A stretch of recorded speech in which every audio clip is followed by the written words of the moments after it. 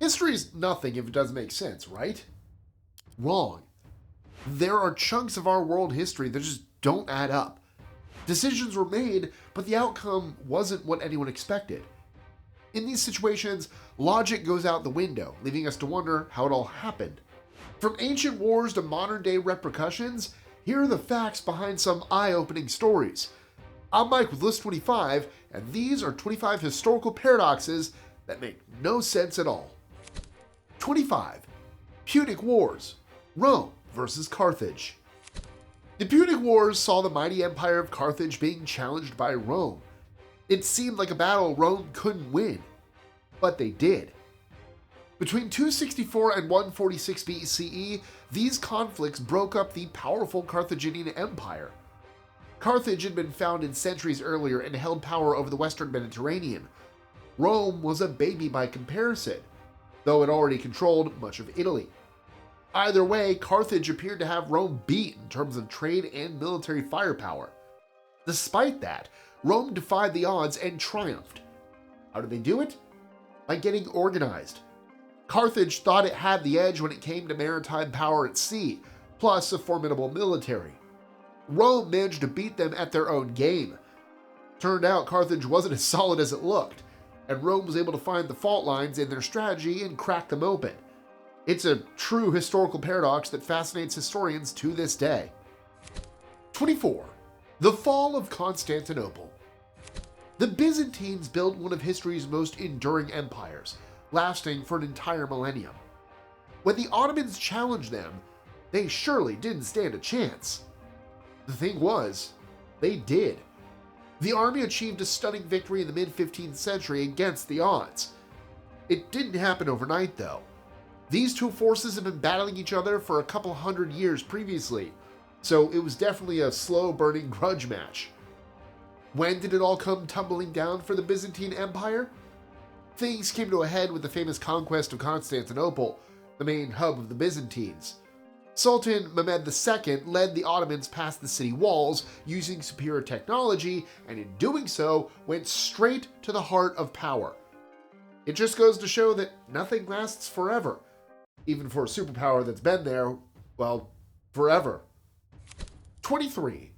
The French Monarchy versus Revolution. Our royal families today are respected by many, though we're a long way from the monarchy-led societies we had in the past. Take the old French aristocracy, for example.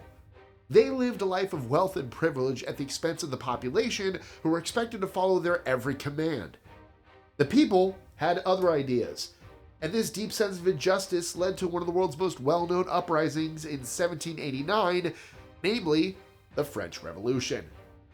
Over the course of a decade, the old ways were swept aside in a takeover that seemed to some as impossible. How did it happen? It was a combination of public dissatisfaction and political will. The revolution took place against a backdrop of economic hardship for most. People felt society wasn't working for them, and new ideas about how things should be took hold. Finally, the burden of taxes was too great. Eventually, tensions boiled over. Cue a bunch of guillotines and the rise of Napoleon Bonaparte. The story of the French Revolution is a cautionary tale for all powerful rulers that resonates centuries later. 22. The English Civil War. England was split apart by a violent civil war where King Charles I and his cavaliers were displaced by Parliament and the forces of the Roundheads, led by Oliver Cromwell. The big changeover happened in 1649 when Charles was defeated and sentenced to death by execution. Before that, the country had seen years of war, broken into 3 separate conflicts. The war itself didn't end until a couple of years after Charles's death. What originally caused the brutal uprising of the Roundheads and Cromwell? Basically, they wanted to loosen King Charles's grip on the country. He dissolved Parliament a couple of decades earlier, and people saw this as the behavior of a dictator. While this victory was a surprising paradox, it didn't last very long. Cromwell's new republic ruled England for close to 11 years before it was decided to put the monarchy back in place. 21. The Roman Empire's Overexpansion. The Romans may have conquered the Carthaginians, But it was only a matter of time before they faced defeat themselves. You can't have too much of a good thing, and that was the problem. Rome thought it was a good thing, and many others didn't. By around 476, the writing was on the wall. It was an empire that had influenced the planet for hundreds of years and looked unbeatable. So why did it fall? The empire had expanded across the world, but ultimately spread itself too thin. Like a sheet of fabric, it had started to fray. These weaknesses were exploited and finally ripped open by the enemy. Groups such as the Visigoths and Vandals saw their chance and took it. The fact is, Rome was a victim of its own success. It was David versus Goliath, but Goliath was too distracted to take on the competition. 20. The Ming Dynasty's treasure fleet recall. China is one of the world's superpowers, and back in history, it was pretty powerful too, thanks to the famous Ming Dynasty. With a naval fleet capable of dominating the world's oceans, it was well placed to expand. Yet, in a move that made no sense to Western strategists, it opted to stay home. The mid-15th century was the time it all happened, but why exactly did China sail home and stay there? Ultimately, the country had to get its house in order. Politically, China was under Confucian law, which was inclined to save rather than spend. Instead of splashing out a bunch of money on sea voyages, the authorities wanted to keep the budget focused on other projects.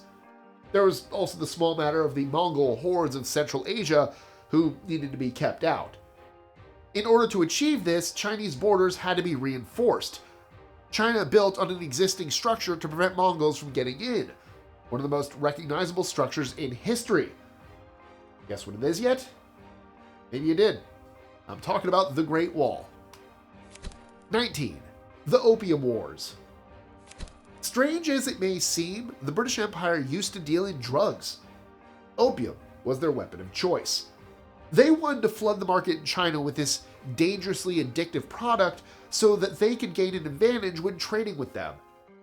The Qing dynasty in China wanted to stop this from happening, and this had violent consequences. Between 1839 and 1860, two major conflicts decided whether the Brits would be able to supply opium to China or not. While it seemed China was powerful enough to resist the small but persistent British forces, they were eventually defeated. How come? The answer lies in progress. China was held back by the old-school weapons they used. Britain, meanwhile, had harnessed industry and steam power to attack the Chinese. They won the Opium Wars through superior firepower and better organization. The Qing army was ill-equipped and undisciplined by comparison. That was why the smaller army beat the bigger one. 18. The American Civil War. North versus South. Could the American Civil War have ended a lot sooner? Maybe so, if the North hadn't experienced setbacks early on. The whole conflict between the Union in the North and the Confederacy in the South happened between 1861 and 1865. It was a battle focused on slavery, with the South wanting to keep slaves as a key part of their economy. Meanwhile, the North relied more on machines. You'd think the technology-enhanced North would have had the advantage in this conflict, but no. In spite of having a population that outnumbered the South by many millions, the Union lacked the right strategy. They didn't have the military will or the leadership, even though they were the bigger player in the game. Paradoxically, they suffered a large number of casualties, and when they did organize themselves to defeat the Confederates and win the war, it wasn't the slam dunk they might have expected. 17. Napoleon's Continental System.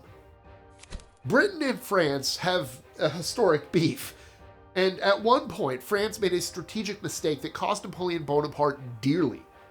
Napoleon was a fearsome military commander, but even he was prone to a screw-up or two. The Continental System was his plan to cut off British trade routes to Europe.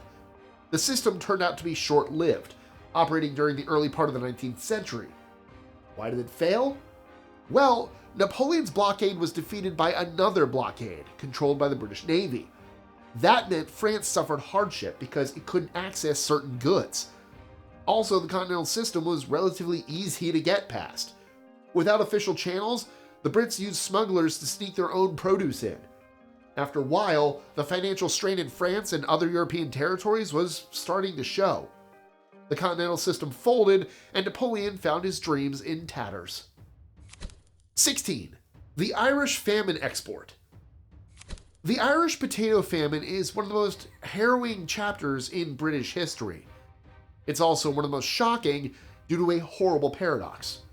You see, approximately 1 million Irish people died through a lack of food, but incredibly, there was food in the country for them to eat. As the Great Famine claimed lives between 1845 and 1849, the opportunity to save people was shamefully ignored. What the hell was going on? The grim truth was that Britain used Irish produce for trade and disregarded the Irish people. They basically died so British profit could continue. The situation was paradoxical, but more important than that, indefensible. Make it make sense. 15. The Spanish Armada. Size isn't everything, as the Spanish Navy discovered at its cost in 1588.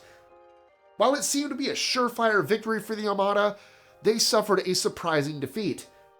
The famous legend about Sir Francis Drake playing bowls when news of the invasion landed isn't verified. However, the fall of the Spanish Armada against seemingly impossible odds is a historical fact. Just how did the underdog overcome their invaders? The Armada was made up of over 100 ships and tens of thousands of men, but they were lacking in several areas. English strategists delivered a near-fatal blow when they sent their ship toward the Armada. These weren't just any ships, by the way. They were flaming ships set ablaze by a skeleton crew. The brave crew sailed the boat in the direction of the enemy to cause panic before escaping overboard. The Spanish were also being skillfully outmaneuvered by the Brits on the water. Following the Battle of Gravelines, which was in northern France, the invaders had to retreat with disastrous results. They sailed into stormy weather, which damaged them even more. The Spanish had high hopes, but ended up floating home. 14. The October Revolution. People who work the land, leading seemingly simple lives, are often underestimated. A major historical example of this was the October Revolution in Russia. The 1917 revolution was spearheaded by the Bolsheviks, far-left radicals under the command of Vladimir Lenin, who would go on to rule Russia. They came from cities, but held support in the countryside. How did the Bolsheviks overthrow the combined forces of the establishment? It probably looked like they could never do such a thing from the outside. However, the anger against the ruling class proved to be their secret weapon. What they didn't have in terms of firepower, they made up for with grit and determination. There were bloody consequences, as Tsar Nicholas II and his family were brutally executed in 1918. Russia's provisional government made way for a socialist ideology, fueled by Marxist-Leninism. The Soviet era lasted until the early 90s, making this an unexpected yet powerful moment in Russian history. 13. The Berlin Wall. When the Berlin Wall fell in 1989, it was the end of an era. What used to be East and West Germany would now become one nation. The wall had been standing since the 60s and represented a dangerous obstacle for people wanting to travel between the two halves of Germany. It looked impossible to get past the Berlin Wall, but people did manage it. It may surprise you to hear that over 5,000 made the journey from east to west. How did so many make it through? One way was by road. Modified vehicles were used to smuggle people to the other side. Plus, there was activity under the ground. Over a couple of decades, a series of tunnels was dug, with up to 75 subterranean escape routes successfully used. Finally, if you weren't going in the trunk of a car or via a tunnel, you were doing it face to face. East Germany wasn't a stranger to corruption, meaning certain individuals could be bribed to look the other way. 12. The Louisiana Purchase. Did you know the state of Louisiana used to belong to France? It was a colony that had existed since 1682, at least in terms of being French. A couple of centuries later, America wanted to make it part of the Union, though that came with a hefty price tag. Surprisingly as it sounds, the government purchased a huge amount of land, approximately 530 million acres, for a cool $15 million. It was a massive undertaking, even for a big place like America. They had to borrow the money as times were tight, so it may not have happened at all. It seems like a paradox, but the buyers made it work. Following the purchase, America doubled in size, permanently altering the future of Louisiana and other territories. 11. The Battle of Thermopylae. The Greek army received a major confidence boost through the actions of King Leonidas I. He sacrificed himself and his men at the Battle of Thermopylae in 480 BCE. Fighting alongside him were 300 warriors, known as the Spartans. You may be familiar with these events through the Hollywood movie 300. The reality was actually like a film, with one man having an impact on a huge conflict. How did he do this? The death of Leonidas could have been a fatal blow to the Greeks, ending their chances against a Persian onslaught in the wider Greco-Persian Wars. The move was certainly devastating, however, it was also hopeful. Leonidas chose to stay and hold off the Persians at the Thermopylae Pass in central Greece. He kept the Persian forces occupied as the rest of the Greek army broke away and regrouped. When Leonidas fell and the Persians moved on, they found a re-energized fighting force waiting for them. The king was dead, but the spirit of his kingdom lived on symbolically. 10. The 30 Years' War. Central Europe changed after the 30 Years' War. I'm not saying the war was a good thing, but there were unexpected bonuses once the conflict drew to a close. The epic battle lasted from 1618 to 1648. It started out as a dispute between religious leaders in the Holy Roman Empire, but Europe was caught in the chaos. Treaties were eventually signed, signaling the end of hostilities. So how come the 30 Years' War had a positive effect? Because countries and societies needed to be re-established. That involved declaring their sovereignty, defining their borders, and building harmonious relationships with their neighbors. Following a war, people often feel a need to come together. The 30 Years' War isn't alone in this. For example, in the aftermath of World War II, NATO was set up. This move led to decades of relative peace where many countries were on the same page militarily. 9. The Boxer Rebellion. This internal conflict within China was supposed to reinforce its national identity. Instead, it created the paradox in that the rebellion to save China wound up condemning it. The Boxer Rebellion happened between 1899 and 1901. A group of Chinese purists, dubbed the Boxers, targeted anything they saw as outside threats to China's well-being. This included Christianity and foreign goods. Those who subscribed to the so-called anti-Chinese influences were punished harshly. The Qing Dynasty, which ruled China at the time, wasn't opposed to the Boxer uprising. They offered support after initially trying to stop it. With the country's government behind them, how did it go so wrong for the Boxers? Basically, the rebellion became so disruptive that it was clamped down on worldwide. A 20,000-strong fighting force called the Eight-Nation Alliance Intervention intervened with extreme prejudice.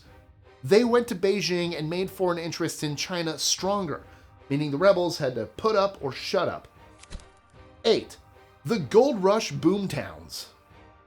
America's gold rush started in 1848 and offered lucrative opportunities for those tough enough to handle them. That toughness also proved helpful for the society and culture that grew up around the gold rush. Whole towns and cities could be built, which looked promising.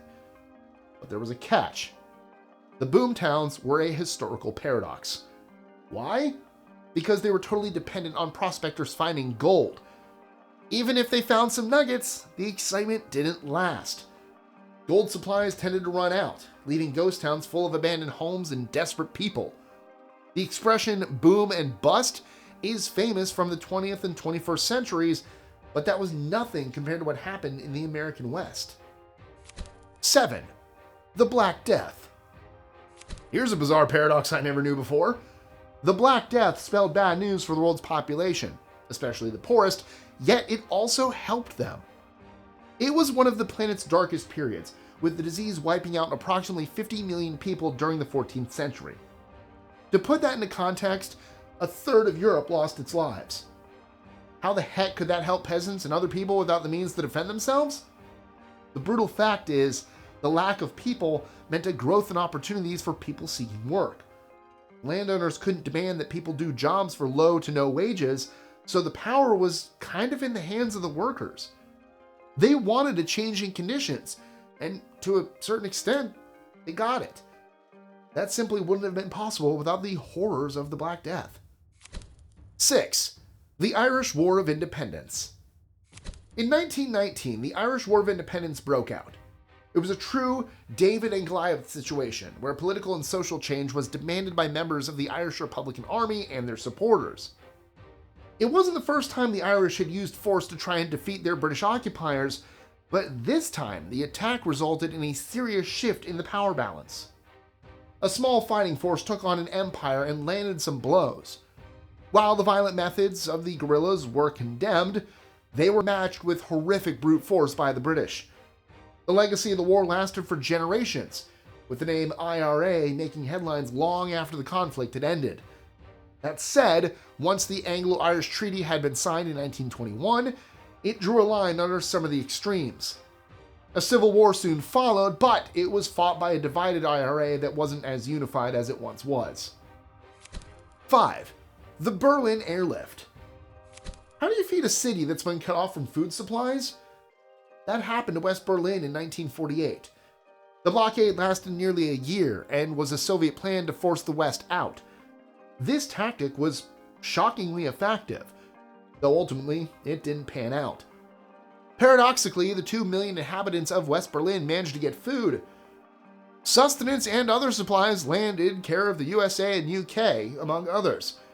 And when I say landed, I literally mean landed, as everything was bought over by plane. The Berlin Airlift sent a clear message to the Soviets that strong-arming an entire city wasn't going to work. Eventually, they gave up trying, and the East-West split continued as usual. 4. The Partition of India. For a couple hundred years, Britain ruled over India. Up until 1947, the old empire treated the country as its property, with the population subject to ideas and values that weren't theirs. The oppression looked like it might end when the Brits finally left. This only led to another bad situation. Lord Mountbatten and the so-called Mountbatten Plan helped divide India into 2 states that continue to this day, India and Pakistan. This was known as partition. Any hope that the executive decision by the Mountbatten and others might free the territory was short-lived. Millions became displaced through religious conflict as people grappled with the new arrangement, which wasn't even their idea in the first place. Borders were created throughout India and Pakistan, and people needed to be on the right side of them. This led to a refugee crisis and violence between opposing groups. Mountbatten and the partitioners had a lot to answer for. 3. The Treaty of Tordesillas. Lines drawn on a map can cause a lot of trouble. The Treaty of Tordesillas, signed in 1494, is an example. It was a historical paradox that wanted to be straightforward, but only made things more complicated. The agreement involved Spain, Portugal, and a vast territory which would become North and South America. Back then, it was a mysterious and undiscovered continent, and Spain was fighting Portugal over who should own it. Enter Pope Alexander VI, who acted as a broker for a weird arrangement where they drew a line down the map. This was news to the indigenous people who lived in the so-called New World. Plus, the Spanish and Portuguese didn't exactly treat them with respect when they landed there. One line was all it took to change the face of the planet permanently. 2. The Rise of the Medici. We hear many stories in the news about control financial institutions have over nations, and one historical story from the 15th century is a perfect example of that. The Medicis were a wealthy and powerful family who wanted to use money rather than force to take charge of Florence, Italy.